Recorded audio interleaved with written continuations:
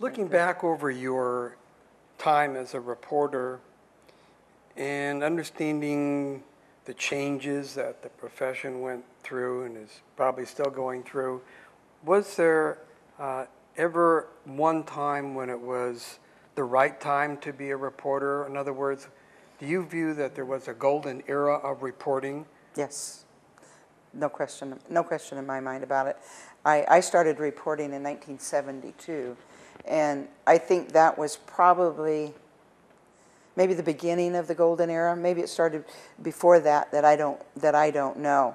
But through the 70s and 80s, it was totally a golden era. I mean, the work was out there. It was good pay, lots of work.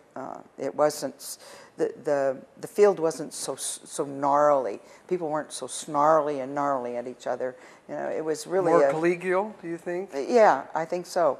I think there was a lot of respect for the entire legal field. I think in that up to that point of maybe, I don't know, maybe late 80s, somewhere in there, maybe even through the 90s. I don't know. I was working in court and I was really busy with my association work and everything, and so maybe that I felt it because I was active with it, but that would be my feeling, is at least through those years. What are your greatest fears about the future of reporting?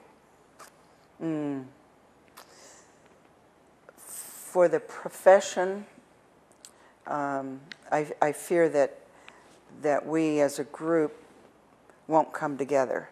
That would as a single single thought, a single mission, a single goal. I think we're splintering ourselves and we're throwing darts at our feet, and I really fear that. That's really one of my greatest fears. Yeah.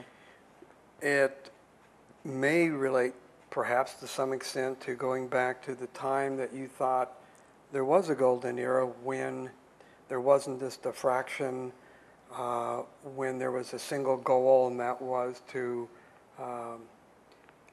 rally around the steno machine kind of thing, and everybody bought into that, and there was sort of a one mission idea. Can you describe the life of a reporter 10 years from now? 10 years from now. Well, the way I would like to see it, I don't know how it's going to be, but the way I would like to see it is I would like to see that we are the premier record maker. There's no question in my mind about that.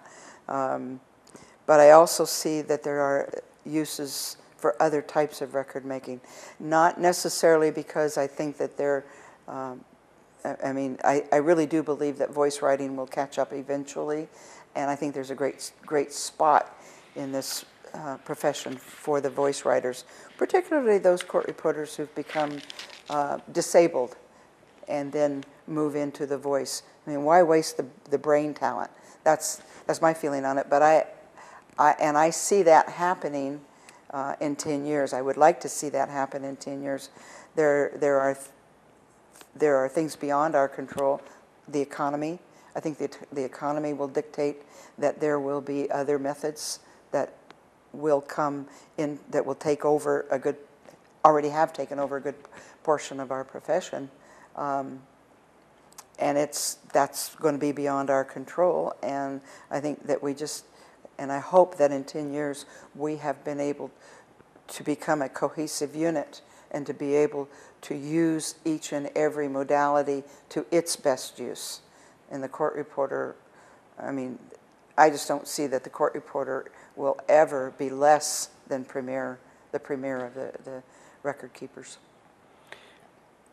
If a career counselor interviewed you, how would you describe the profession and why someone should become a reporter? I think there's just so many new exciting things out there that aren't necessarily in the traditional court realm. I know a lot of captioners, and I actually went ziplining with some captioners last night, and that was a kick. They're all quite a bit younger than me, but I kept up with them. But they have this vibrance about them, about captioning and cart work, and the technology is really growing exponentially into the internet world.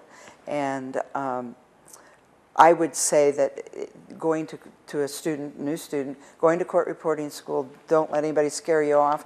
Tape recorders are here, but the internet is also here, and we are on the leading edge of cart and captioning. We're going to be the ears for a lot of people for a lot of years to come. There's nothing to be afraid of spending the money to go to court reporting school. None at all, not in my opinion. Well said. You have undoubtedly been to a number of conventions over the years. What changes have you noticed that stand out to you? I mean, other than the demographics, I guess we see a lot more younger people, and you were ziplining with some of those. What other than the change of perhaps different aspects of reporting captioning, and what other changes have you seen in the conventions themselves? Well, one of the things that I have seen is obviously the economy has made has dictated a lot of changes. It's not quite as maybe glamorous as it once was, and that's fine. I mean, everybody has to pull in their belts, and NCRA has done a really fine job with that.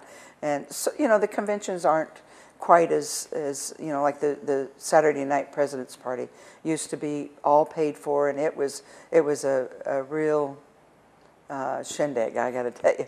But and now people are contributing, and there's nothing wrong in that. And the presidents are having their theme parties. I'm loving it. I think it's a great change. That's one change. I don't think the conventions are quite as big as they used to be. I mean, obviously there's fewer members, so there's going to be fewer attendees. And NCRA has done a great job in accommodating those facts.